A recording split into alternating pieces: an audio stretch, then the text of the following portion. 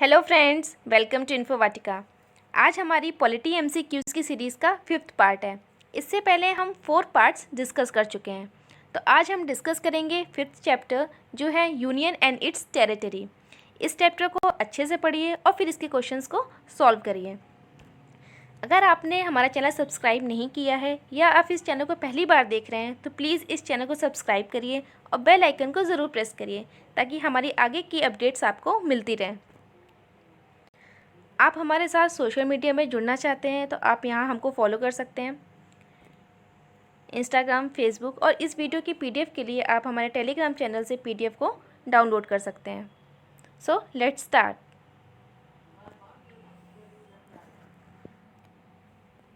तो हमारा आज का फर्स्ट क्वेश्चन है, which articles under part first of the constitution deal with the union and its territory? Article 1 to 4, 5 to 11, 12 to 35 and 36 to 51। तो right answer is article 1 to 4। ये हमारा deal करता है यूनियन एंड टेरिटरी यूटी को, ठीक है। Article 5 to 11 है citizenship. Article 12 to 35 fundamental rights and 36 to 51 है DPSP, directive principles of state policy. Okay, next question is, the makers of the Constitution of India choose the scheme of Federation of India as prevalent in which among the following countries? Options are US, UK, Australia and Canada. Right answer is UK. Next question is, by which constitution amendment Sikkim became a new state in the Indian Union? Right answer is 36th Amendment 1975. Okay, जो सिक्किम था वो 22nd state बना था, right. 36 amendment 1975 के act से। Next question is, what is the correct chronological order of creation of Assam, Nagaland, Goa and Mizoram? इसका हमें correct sequence बताना है। Right answer is C, Assam, Nagaland, Mizoram and Goa. Okay, जो आसाम है 26 जनवरी 1950 में बना। ओके, नागालैंड बना 1 दिसंबर 1963। मिज़ोरम बना 20 फरवरी 1987 एंड गोवा बना 30 मई 1987। ठीक है, तो ये हमारा राइट सीक्वेंस है। Okay, next question is, in which year Goa was declare as India's 25th state? Right answer is 1987। Okay, 1987 को गोवा हमारा 25th स्टेट बना। Next question is, which among the following state UT got birth with the Punjab Reorganization Act of 1966? Options are Haryana, Himachal Pradesh, Chandigarh, none of the above. The right answer is Haryana. Okay. Next question is, in which year Manipur and Tripura become full-fledged state of India? 1962, 1968, 72 or 1980? Right answer is 1972। ठीक है, 1972 में Manipur 19th state बना and Tripura 20th state बना। ठीक है, next question is, which among the following formed as 22nd state of Indian union? Right answer is Sikkim. जैसा कि भी हमने लास्ट क्वेश्चन में डिस्कस किया था कि सिक्किम 22nd स्टेट बना। ठीक है, next question is, in which year UTs were introduced in India? 1949, 50, 56 and 1960। Right answer is 1956। 1956 से इंट्रोड्यूस हुई यूटीज़, ठीक है। Next question is Delhi was called national capital territory by which amendment act? 63rd, 69th, 91th and 93rd. Which amendment? 69th amendment act 1991. 69th amendment act 1991 में Delhi capital बना, ठीक है। Next question is which of the following UT have one Rajya Sabha seat? किस UT के पास सिर्फ एक Rajya Sabha seat है? Okay, right answer is Puducherry. Puducherry में के पास सिर्फ एक राज्यसभा सीट है, वन ओनली, ठीक है। Next question is under which of the following articles come the appointment of administrator of the union territory by the president of India? Options are article 239, 240, 241, 242. Right answer is article 239. article 239 क्या है? administrator of the union territory, ठीक है। 239 का A, article 239 का ए है council of ministers, ठीक है। 239 का ए है स्पेशल प्रोविजंस। 239 का ए बी है provision in case of failure of constitutional machinery, ठीक है। और 239 का बी है पावर ऑफ एडमिनिस्ट्रेटर, ठीक है। तो 239 का A council of minister, A है special provisions, A B provision in case of failure of constitutional machinery and 239 का बी है पावर ऑफ एडमिनिस्ट्रेटर, ठीक। Next question is which of the statements is correct? कौन सा statement इसमें सही है, आपको ये बताना है।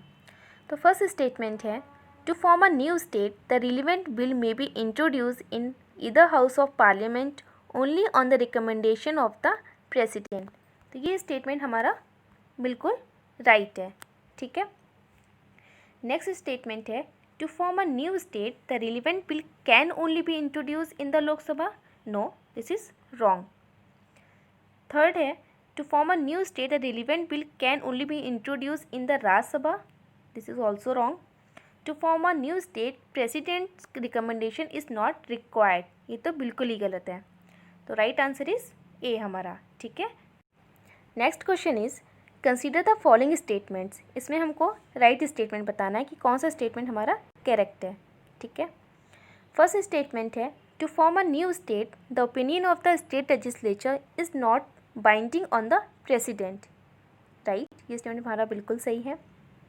सेकेंड स्टेटमेंट है To form a new state, the opinion of the state legislature is binding on the president. No, ये हमारा स्टेटमेंट रॉन्ग है, ठीक है।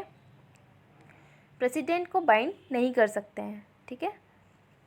थर्ड स्टेटमेंट है to form a new state the bill needs to be passed by a parliament by a simple majority, right. हम कोई भी new state form करने के लिए हमें सिंपल मेजॉरिटी चाहिए होती है, ठीक है। तो ये स्टेटमेंट बिल्कुल सही है। To form a new state, the bill needs to be passed by the parliament by a special majority. No, ये स्टेटमेंट हमारा रॉन्ग है।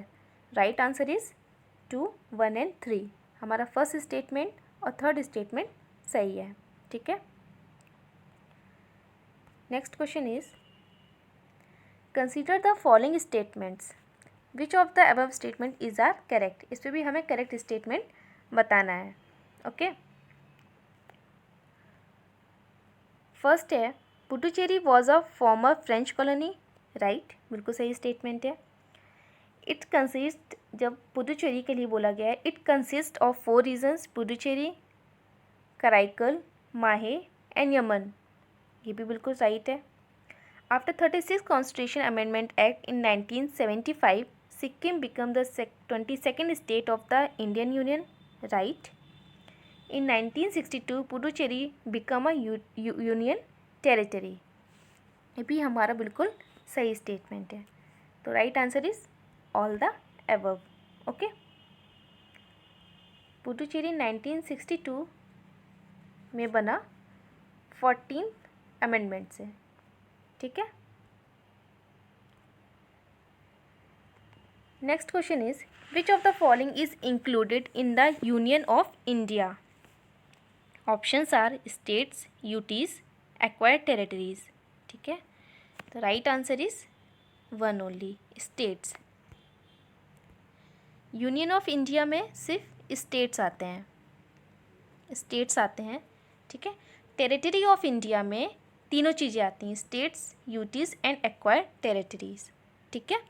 तो ये याद रखना है, बहुत सिंपल सा क्वेश्चन है, बहुत देखने में लगेगा बहुत इजी सा क्वेश्चन है, बहुत सिंपल सा आंसर भी है, बट ऐसे क्वेश्चन यूपीएससी पूछता है और ऐसे ही इजी क्वेश्चन हमारे गलत भी हो जाते हैं, बिकॉज हम लोग को लगता है पढ़ के ये तो बहुत ही ईजी सा है, लेकिन इसको अच्छे से पढ़ा नहीं जाता है, अच्छे से समझा नहीं जाता है और क्वेश्चन हमारा गलत हो जाता है, ठीक है। Next question is consider the following statements and identify the correct ones. भी आपको करेक्ट स्टेटमेंट बताना है। तो हमारा फर्स्ट स्टेटमेंट है first schedule contains the name of state and UTs and is territorial extent. ये स्टेटमेंट हमारा बिल्कुल सही है, ठीक है। सेकंड स्टेटमेंट है article 2 gives parliament the power of create new states by changing the existing boundaries of states of the union. No, ये statement wrong है, आर्टिकल 2 नहीं, आर्टिकल 3 है, ठीक है। नेक्स्ट है a bill that seeks to create a new state by changing the boundaries of an existing state does not require prior recommendation of president to be introduce in parliament, ठीक है। तो ये statement हमारा wrong है, ठीक है। Prior recommendation के साथ ही इंट्रोड्यूस होता है, ठीक है। इसमें लिखा है डज नॉट, तो इसलिए हमारा स्टेटमेंट गलत हो गया। So right answer is one only. Next question is who of the following were member of the State Reorganization Commission? Reorganization Commission के members कौन कौन हैं? तो Reorganization Commission के 3 members थे, 3 members KM पनिकर, HN खुंजरू, फजल अली, ठीक है। ये 3 members थे और फजल अली इसके चेयरमैन, राइट। तो right answer is 1, 2 and 3। Next question is consider the following statements and identify the incorrect ones, ठीक है। इसमें हमें इनकरेक्ट बताना है। तो हमारा फर्स्ट स्टेटमेंट है union territories are under the direct control of the centre and have a uniform system of administration. तो ये स्टेटमेंट हमारा रॉन्ग है। क्यों रॉन्ग है? यूनिफॉर्म सिस्टम, ठीक है, यूनिफॉर्म सिस्टम नहीं है, नॉट यूनिफॉर्म, ओके, इसलिए ये स्टेटमेंट हमारा रॉन्ग है। Next statement is UTs are administrated by president through an administration appointed by him. ये स्टेटमेंट हमारा बिल्कुल सही है। थर्ड है administration act as the constitution head of the UT. ये भी हमारा रॉन्ग है। तो इसमें इनकरेक्ट पूछा गया था, तो right answer is A, 1 and 3, ये 2 ऑप्शंस रॉन्ग हैं, ठीक है। Next question is consider the following statements and identify the correct ones. इसमें हमें करेक्ट बताना है। तो हमारा फर्स्ट स्टेटमेंट है parliament can not legislate on subject of state list and UTs that have a legislature of their own. ये statement हमारा wrong है, can legislate, okay. Second statement है president has the power to make regulation for peace and progress of Lakshadweep that will have the same effect as an act of parliament. ये statement हमारा बिल्कुल सही है। Third statement है president's regulation in respect of UTs can in no way override an act of parliament. ये statement हमारा wrong है। तो राइट आंसर हो गया 2 only, okay. Next question is which of the following constitution amendment act accorded special status of UT of Delhi. तो कौन सा amendment है? 69th amendment 1991, right. Next question is article 239 A relates to, जैसे भी हमने last में डिस्कस किया था सारे 239 के जितने भी आर्टिकल्स थे, तो इसका आंसर क्या है? Special provisions for Delhi. Okay, next question is consider the following statements and identify the correct ones, जिसमें करेक्ट स्टेटमेंट बताना है हमको। तो हमारा फर्स्ट स्टेटमेंट है article 239 A provides that the parliament may be constitutional amendment act under article 368 create a legislature for certain duties. तो ये statement हमारा रॉन्ग है, 368 की कोई नीड नहीं है, कोई ज़रूरत नहीं है। ठीक है, article 240 talks about the power of president to make regulation for the certain duties. ये स्टेटमेंट हमारा बिल्कुल करेक्ट है। थर्ड है regulation made by president does not cover the duties of judiciary. ठीक है, तो ये भी हमारा गलत है बिकॉज इट कवर्स। ओके, तो right answer is 2 only. Next question is consider the following statements and identify the correct ones. इसमें हमें करेक्ट स्टेटमेंट बताना है। तो हमारा फर्स्ट स्टेटमेंट है the article 4 states law under article 2 and 3 will not be deemed to be amendment of the constitution under article 368।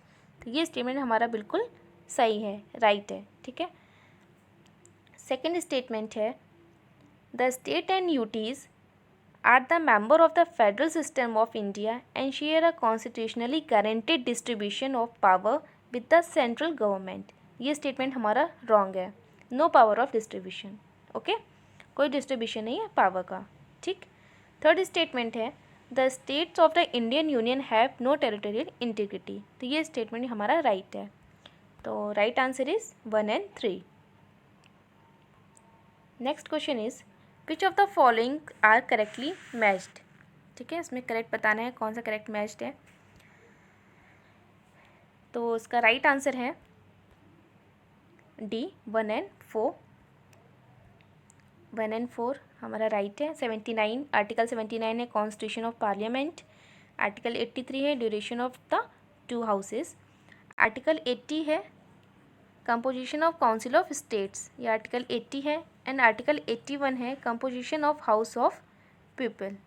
ठीक है, next question is consider the following statements and identify the correct ones. इसमें हमें correct statement बताना है। ठीक है, तो हमारा फर्स्ट स्टेटमेंट है the constitution empowers the parliament to decide the manner of election of members of Lok Sabha from UTs by law. Right, ये बिल्कुल हमारा सही स्टेटमेंट है, पार्लियामेंट के पास पावर है। ओके, सेकेंड स्टेटमेंट है acquired territories are governed by same provisions are applicable to UTs. ये स्टेटमेंट भी बिल्कुल सही है। थर्ड है 99th constitutional amendment act 2015 was enacted to effect the exchange of enclaves between India and Bangladesh. तो ये statement हमारा रॉन्ग है, 99th नहीं 100 है। ठीक है, तो अगर हम इन तीनों को सॉल्व करके हम अगर आंसर नहीं करना चाहें तो हमारा आंसर आ गया, राइट आंसर है 1 and 2। ठीक है, जो फोर्थ स्टेटमेंट है territories in part B and part C of the 4-fold classification. तो जो ये 4-fold क्लासिफिकेशन है ये लक्ष्मीकांत में दिया हुआ है फजल अली कमीशन में। ठीक है, आप वहाँ से जाके पढ़ सकते हैं। Okay, next question is consider the following statements about states and identify the correct ones. ठीक है, इसमें स्टेट्स के अकॉर्डिंग कौन सा स्टेटमेंट हमारा सही है ये उसमें क्वेश्चन में पूछा गया है। तो हमारा फर्स्ट स्टेटमेंट है it was set up by GOI in 1956 to consider the question of linguistic provinces. No, ये हमारा रॉन्ग है। सेकेंड स्टेटमेंट है the commission is its report rejected language as the basis for the reorganisation. No, ये भी wrong है, language तो base ही था, 1 language 1 state को रिजेक्ट किया था। ठीक है, थर्ड स्टेटमेंट है recommended the abolishment of 4-fold classification and suggested 16 states and 3 UTs. ये स्टेटमेंट हमारा बिल्कुल सही है। फोर्थ है suggested unity of India as a primary consideration for reorganisation. ये स्टेटमेंट भी हमारा बिल्कुल सही है। ठीक है, रीऑर्गेनाइजेशन कमीशन का प्राइमरी मोटिव ही था यूनिटी ऑफ इंडिया। ठीक, तो right answer is 3 and 4। Next question is the states of the Indian union can be reorganised of their boundaries altered by. ठीक है, options are the union parliament by a simple majority in the ordinary process of legislation. बिल्कुल सही है, बिल्कुल सही statement है. B है 2/3 majority of both the houses of parliament. No, 2/3 majority कोई ज़रूरत नहीं है, सिंपल मेजॉरिटी चाहिए. ठीक है, 2/3 majority of both the houses of parliament, ये भी गलत है, ये भी स्टेटमेंट हमारा गलत है. ठीक है, तो सही स्टेटमेंट है हमारा A. Next question is match list and list second and select the correct answer. ठीक है, इसमें आपको मैचिंग करनी है यूटीज़ एंड जुडिशरी में. ओके, तो right answer is B. Next question is which of the following constitution amendment acts provides a special status to the union territory of Delhi and redesignated it the national capital territory of Delhi. Right answer is 69th Amendment Act 1991. Okay,